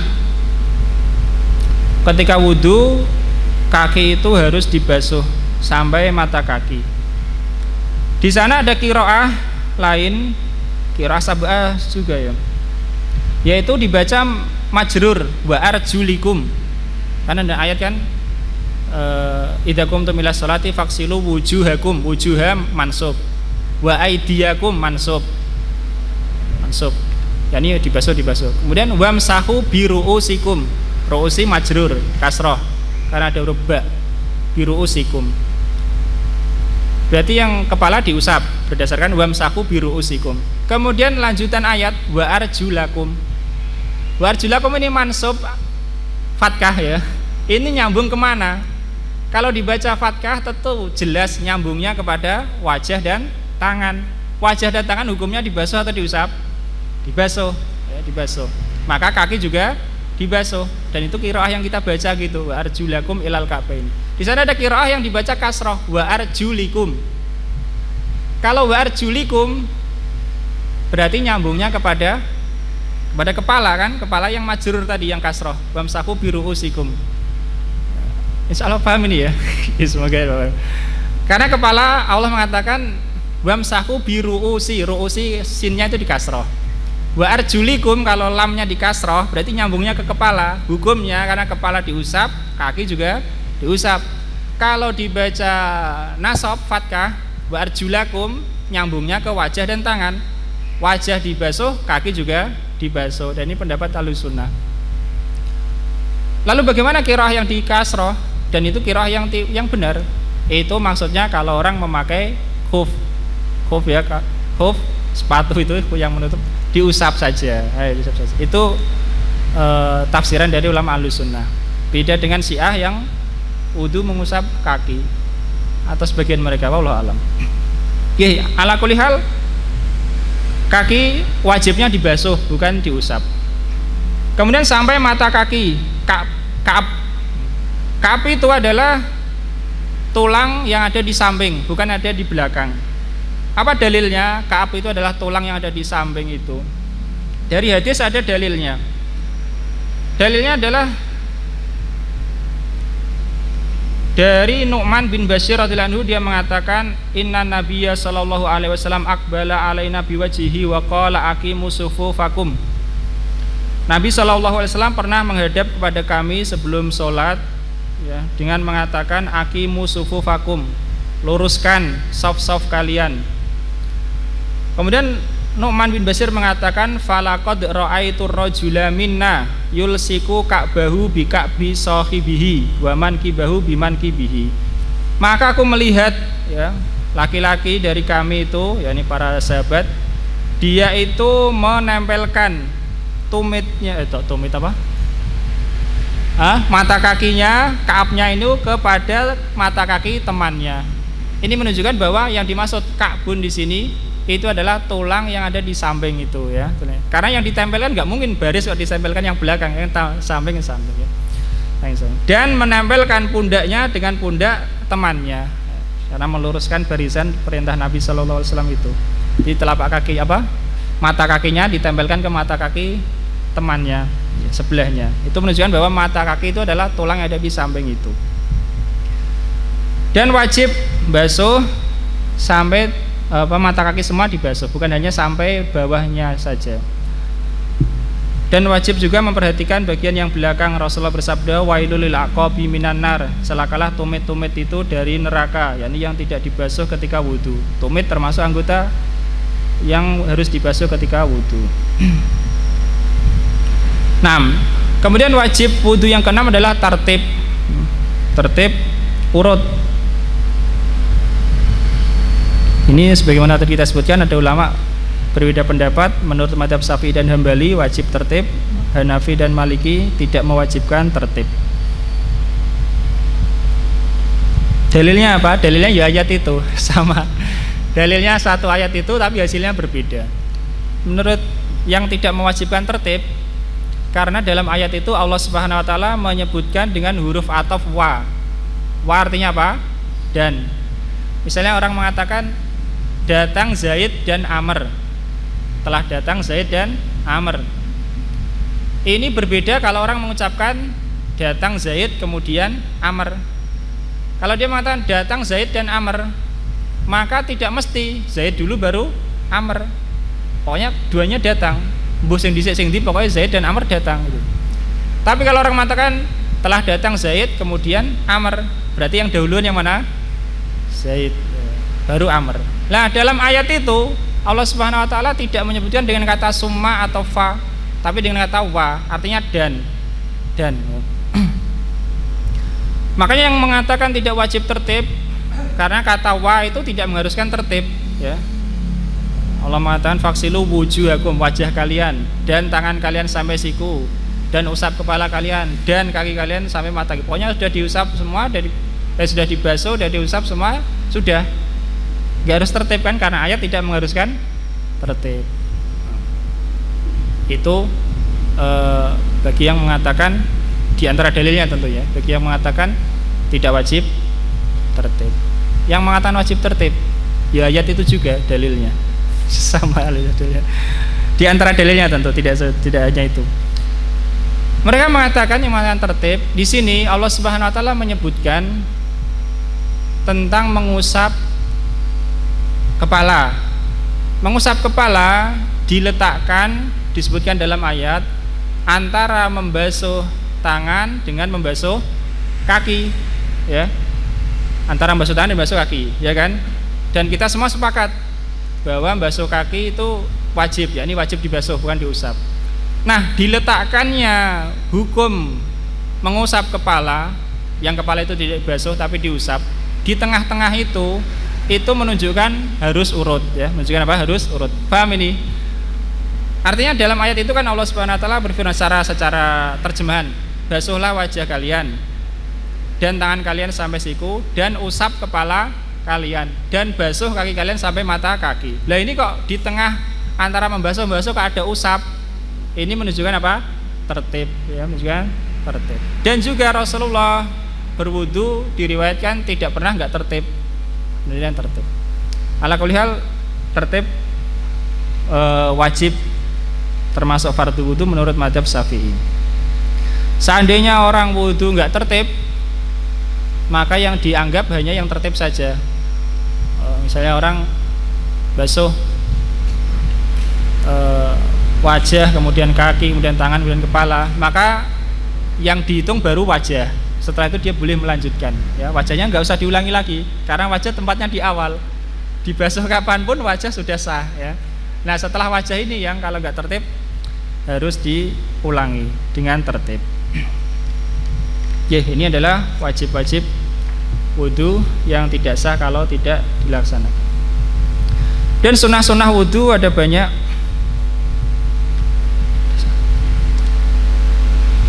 Kalau ulama menyebutkan masalah sunnah dan makruh, biasanya itu mereka tidak menyebutkan semuanya. Setahu saya itu tidak ada orang ulama menyebutkan sunnah-sunnah wudu bermaksud menyebutkan semua sunnah. Tidak, itu sangat jarang sekali kalaupun ada. Makruh juga gitu, makruh wudu. Tidak mungkin menyebutkan semua, yang disebutkan adalah sebagiannya saja, yang tampak-tampak, ya, atau hal-hal yang paling utamanya. Di antara sunnah wudu yang pertama adalah baca bismillah. Bismillah ini sunnah. Berdasarkan sabda Nabi, tawaddu'u bismillah, berwudulah dengan menyebut nama Allah.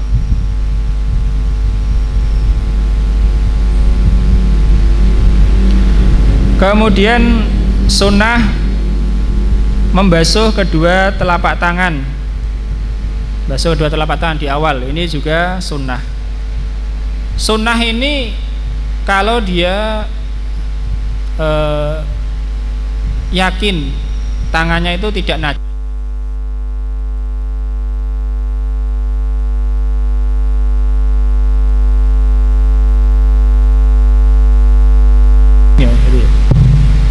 sunnah membasuh dua telapak tangan. Ini sunnahnya kalau dia yakin telapak tangannya tidak najis, ya. Kalau telapak tangannya itu najis, maka wajib dibasuh sebelum wudu. Rasulullah bersabda, "Idza staiqadha ahadukum min naumihi fala yakmis yadahu fil ina hatta yaksilaha salasan. Fa innahu la yadri aina batat yadu." Jika salah seorang kalian itu bangun dari tidurnya, maka janganlah memasukkan tangannya di wadah air sampai dia mencucinya 3 kali terlebih dahulu. karena dia tidak tahu di manakah tadi malam telapak tangannya itu. Ini tidak yakin najis kalau itu, karena bangun tidur nggak mesti najis, tapi meskipun itu disunahkan membasuh 3 kali, membasuh telapak tangan 3 kali.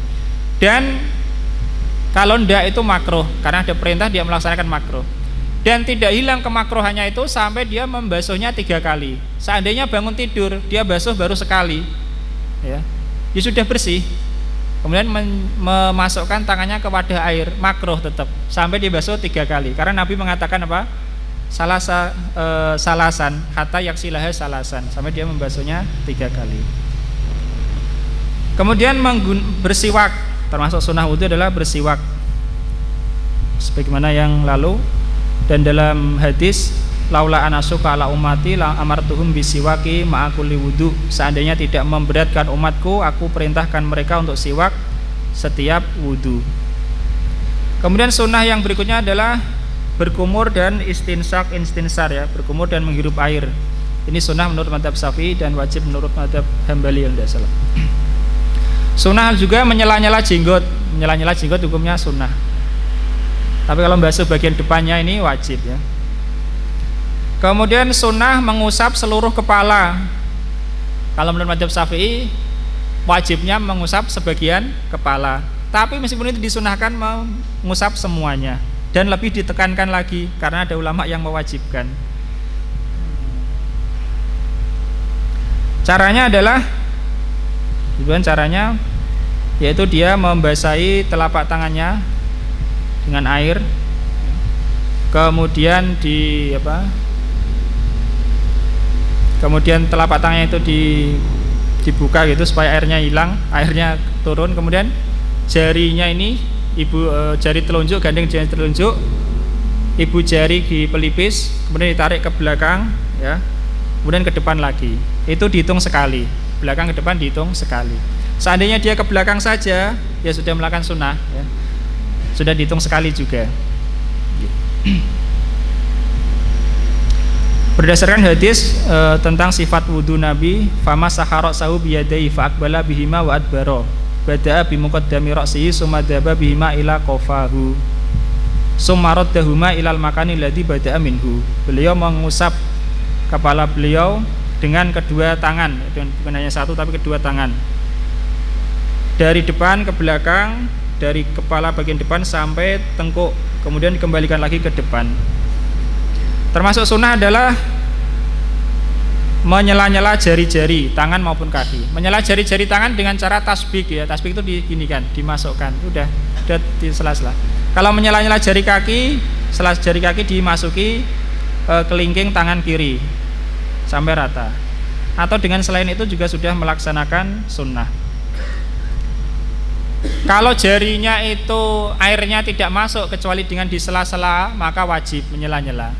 Tapi kalau jarinya itu dempet, memang tidak bisa dibuka, tidak wajib di sela-sela karena dempet ya, tidak harus dipisahkan. Jadi harus dipisahkan dengan operasi misalnya, nggak wajib memisahkan dengan operasi. Bahkan kalau memadorotkannya maka tidak boleh.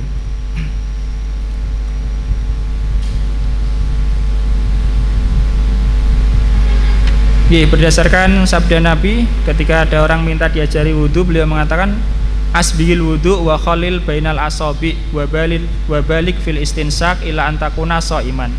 Sempurnakanlah wudhu dan sela-selailah antara jari-jari, dan bersungguh-sungguhlah dalam istinsak menghirup air kecuali kamu sedang puasa.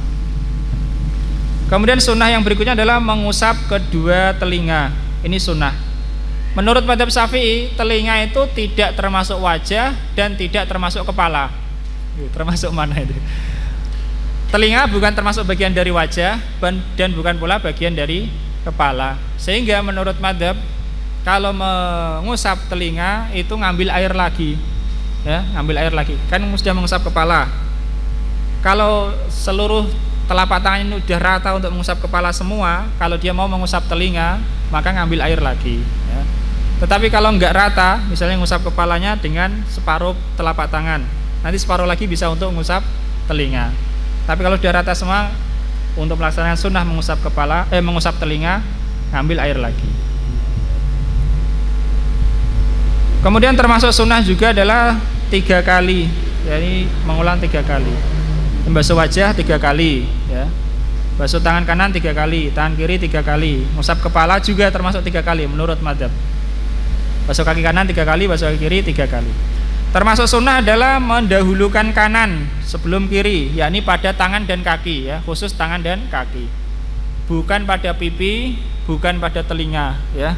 Kalau pipi dan telinga enggak, kanan dulu terus kiri, enggak langsung.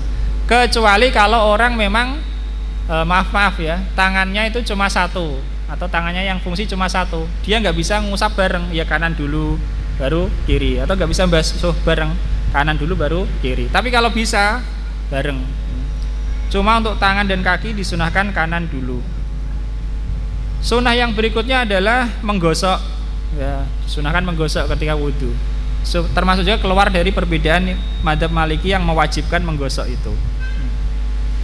Karena diriwayatkan dari Abdullah bin Zaid bahwa Nabi SAW tawaddu'a faja'ala yaqulu hakadha yadluku. Beliau berwudu maka beliau pun melakukan begini, yakni dia menggosok anggota wudunya, kecuali kepala yang enggak digosok, ya. Kemudian sunnah wudu lagi itu muwalah, langsung, ya. Langsung itu tidak berhenti di tengah. Seandainya berhenti di tengah, asal niatnya tidak diputus, ya, maka bisa dilanjutkan menurut madzhab Syafi'i. Tentu beda dengan madzhab Maliki dan Hambali yang mewajibkan langsung. Kemudian termasuk sunnah juga adalah memanjangkan cahaya. Yani tadi dalam hadis disebutkan umat Islam diseru pada hari kiamat bersinar wajah, kepala, tangan dan kakinya karena bekas wudhu. Dipanjangkan, ditambahi. Sebagaimana perbuatan Abu Hurairah tadi. Kalau kaki ditambahi ke atas paling sampai lutut, ya, atau sampai setengah betis. Menurut madzhab sunnah. Tangan juga gitu ditambahi, ya, memanjangkan cahaya. Berdasarkan hadis famanistato ayuti lahurratahu falyafal. Barang siapa yang mampu memanjangkan itu cahayanya, hendaknya dia melakukan. Kemudian termasuk sunnah juga adalah membaca doa setelah wudhu, tasyahud dan doa, karena ada tasyahud. Doanya ya ini insya Allah dihafal, ya, tapi saya bacakan. Asyhadu alla ilaha illallah wa anna muhammadan abduhu wa rasuluh, atau asyhadu alla ilaha illallah wahdahu la syarikalah wa asyhadu anna muhammadan abduhu wa rasuluh. Tetapi dalam hadis yang untuk keutamaan pahala itu hanya menyebutkan asyhadu alla ilaha illallah wa anna muhammadan abduhu wa rasuluh. Itu sudah untuk mendapatkan fadilah sebagaimana yang akan kita sebutkan. Tapi membaca doa yang tadi asyhadu alla ilaha illallah wahdahu la syarikalah wa asyhadu anna muhammadan abduhu wa rasuluh lebih baik. Dari Umar radhiyallahu anhu, dia mengatakan, hadisnya sahih riwayat Muslim dan lainnya, Nabi SAW bersabda, ma minkum min ahadin yatawaddau wa yuballighu aw yusbigu summa yaqul asyhadu alla ilaha illallah wa anna muhammadan abduhu wa rasuluh illa futihat lahu abwabul jannati samaniyatu yadkhulu min ayyiha sya. Tidaklah ada seorang pun dari kalian yang berwudu lalu dia menyempurnakan wudunya, kemudian setelah itu dia mengucapkan asyhadu alla ilaha illallah wa anna muhammadan abduhu wa rasuluh, kecuali pasti dibukakan untuknya pintu-pintu surga yang 8. Maksudnya pintunya yang 8, ya. Pintu surga dibukakan untuknya. Dia boleh masuk dari mana saja yang dia mau, ya. Itu doa setelah wudu, fadilahnya sangat besar. Baca syahadat setelah wudu, asyhadu alla ilaha illallah wa anna muhammadan abduhu wa rasuluh. Kemudian dalam riwayat Tirmidzi ada tambahan Allahumma ja'alni minat tawabin wa ja'alni minal mutatahhirin. Dalam riwayat Nasa'i ada tambahan subhanakallahumma wa bihamdika asyhadu alla ilaha illa anta astaghfiruka wa atubu ilaika. Tapi jangan bubar, ya.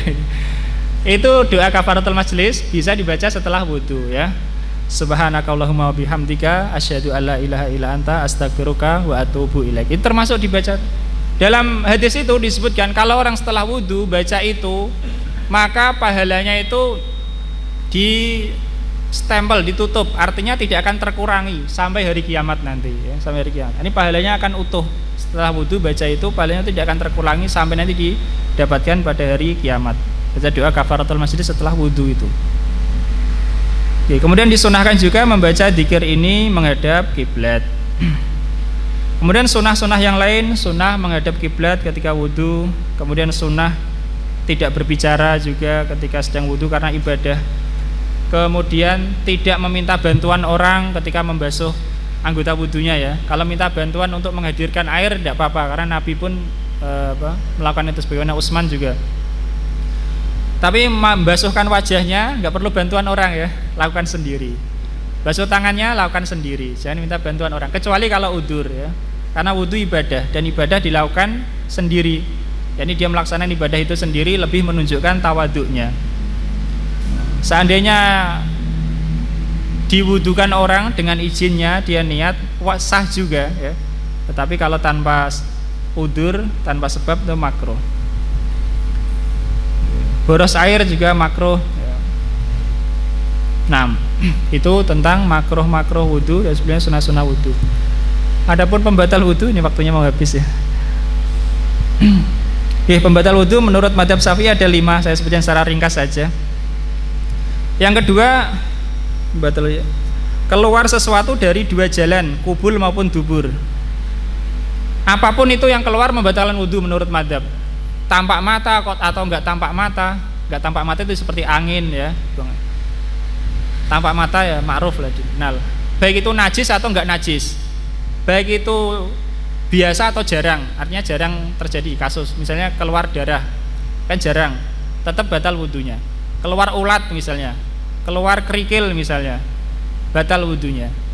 Baik najis atau enggak najis. Itu yang pertama. Kemudian yang kedua tidur, kecuali tidur yang duduk menetap. Nah, kalau tidurnya terlentang maka batal. Kalau tidurnya duduk menetap ini enggak batal, tapi dengan syarat. Yang pertama orangnya normal. Kalau orangnya apa? Maaf, pantatnya enggak normal, besar sebelah misalnya, ya tetap batal ya. Kemudian ketika bangun masih posisinya seperti itu ya, atau dia ragu sudah berubah atau belum, maka belum batal. Dan yang ketiga, tidak ada orang yang terpercaya yang mengabarinya. Kalau ada orang terpercaya, Mas, kamu tadi tidur ya? Iya Mas, tapi saya tidur menetap kok, nggak batal. Tapi saya tadi cium bau dari gitu, kamu mungkin tadi pas tidur ya Mas ya, itu batal. Karena ada orang terpercaya yang mengabarinya kalau dia itu buang angin. Kemudian yang ketiga, hilang akal. Hilang akal seperti mabuk, pingsan, gila, batal itu. Yang keempat adalah menyentuh, bersentuhan kulit laki-laki perempuan yang sudah besar yang bukan mahram ya. Itu menurut mazhab Syafi'i membatalkan wudhu. Termasuk istri ya, termasuk istri. Karena istri bukan mahram ya. Karena mahram itu yang haram dinikahi selamanya, itu mahram ya. Insya Allah pada kesempatan berikutnya insya Allah ya, kalau kita sebutkan nah itu mahram itu siapa saja. Apa bedanya mahram dengan muharramat? Ada wanita yang nggak boleh dinikahi tapi bukan mahram. Istri orang nggak boleh antum nikahi ya, tapi apakah dia mahram? Enggak. Wanita musyrik nggak boleh dinikahi, tapi apakah itu mahram? Enggak. Itu dibedakan antara mahram dan muharramat ya. Mahram itu yang nggak boleh dinikahi selamanya. Kalau muharramat itu nggak boleh dinikahi tapi tidak selamanya. Kalau sebabnya hilang, misalnya wanita tadinya musyrik masuk Islam, yang tadinya nggak boleh jadi boleh.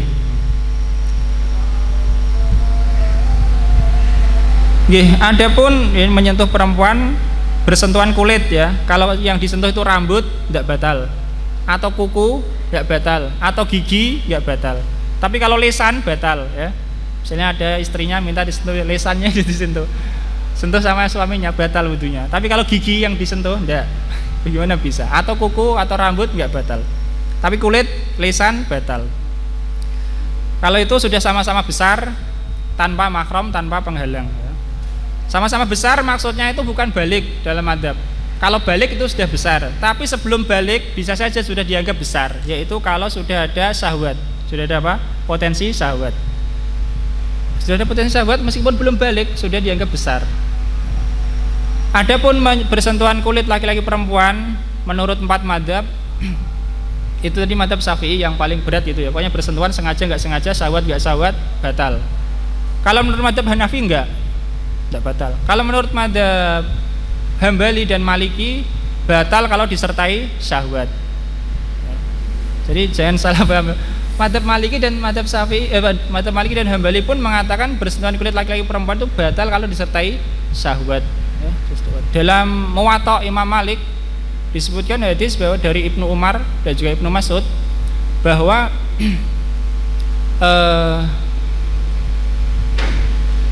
menciumnya, laki-laki mencium istrinya atau menyentuh ya, itu termasuk masuk, menyentuh dengan syahwat termasuk masuk, dan itu wajib wudu.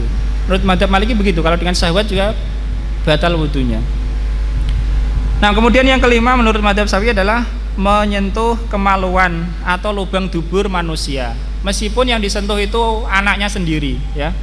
Menyentuh kemaluan atau lubang dubur manusia, meskipun yang disentuh itu bayi anaknya, tapi batal ya. Berdasarkan hadis idza masa ahadukum dzakarahu falyatawaddo, jika salah seorang kalian menyentuh kemaluannya maka hendaklah dia berwudu. Loh, ini kan menyentuh kemaluannya. Lah kalau kemaluan anaknya misalnya masih bayi sama, bahkan lebih ya. Kalau kemaluannya sendiri aja batal, apalagi orang lain. Lah bagaimana dengan lubang dubur? Ya itu juga karena lebih ya. Kalau menyentuh kemaluan aja batal, apalagi lubang dubur, lebih lebih membatalkan ya. Nah, itu 5 hal yang membatalkan dalam madzhab Syafi'i. Muntah enggak batal, keluar darah karena dari luka enggak batal. Berdasarkan hadis sahabat pernah sholat kemudian terkena panah sekali, 2 kali melanjutkan sholatnya, berarti keluar darah, berarti enggak batal keluar darah. Mimisan enggak batal menurut madzhab Syafi'i. Makan nasi enggak batal, makan yang disentuh api enggak batal. Hanya dalam madzhab Hambali kalau makan daging unta batal, khusus daging unta, dan ini pilihan Imam Nawawi. Imam Nawawi dari Syafi'iyah mengatakan makan daging unta batal. Tapi itu pilihan Imam Nawawi, bukan madzhab Syafi'i ya. Kalau madzhab Syafi'i enggak batal. Kalau talam waktunya habis ya, insyaallah teman-teman pada kesempatan berikutnya. Ada yang kurang jelas atau ada kesusahan? Ya. Yaudah, kita akhiri sampai di sini. Alhamdulillah. Mohon maaf sudah masuk waktu zuhur. Wassalamualaikum warahmatullahi wabarakatuh. Subhanakallahumma wa bihamdika asyhadu an la ilaha illa anta astaghfiruka wa atubu ilaik.